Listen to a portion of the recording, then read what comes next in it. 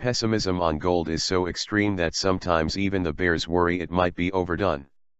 Today the price jumped a little more than 1% after news hit the wires that was perceived to be bullish. Moody's Investors Service reported that U.S. policymakers must do something about the government debt to avoid a rating downgrade this year. Contrarians see today's bearishness as a bullish sign, reasoning that once almost everyone who used to be a bull has become a bear, gold has nowhere left to go but up. That's why they're called contrarians. It's also what happened in November 2008, says Dave Lutz, a precious metals analyst at Stifel, Nicolaus in Baltimore.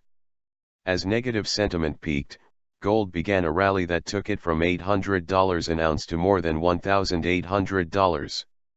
As of May 14, futures investors were the most bearish they've been since 2008, according to data released late last week by the Commodity Futures Trading Commission, the government agency that oversees the market. Non-commercial interests, such as hedge funds and mutual funds, held just 9 long futures contracts for every 5 short futures contracts on the commodity exchange in New York last week, the CFTC said. Their net long position of about 84,000 contracts was down from more than 200,000 last fall.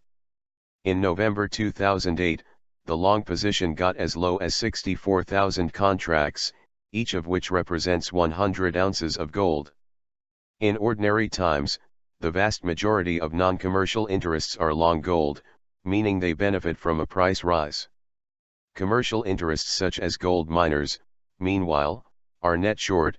To hedge their risk, if they receive less for the gold they pull out of the ground, they can offset the losses by gains in the futures market.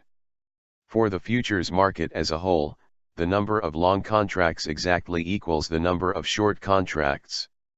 Billionaire George Soros sold gold holdings last quarter, and Goldman Sachs predicted more declines after the longest slump for gold in 4 years, Bloomberg reported today. It quoted John Stevenson, a senior vice president and fund manager at First Asset Investment Management in Toronto, who said, "It's had a 12-year run, but the whole fear-mongering that the world is going to end is just not working. So I think that any last vestige of an investment thesis for gold has been stripped." Gold's jump occurred today after Bloomberg reported the Moody's statement at noon Eastern Time, causing bears who are short gold to reduce their exposure to losses from further price gains, according to Lutz.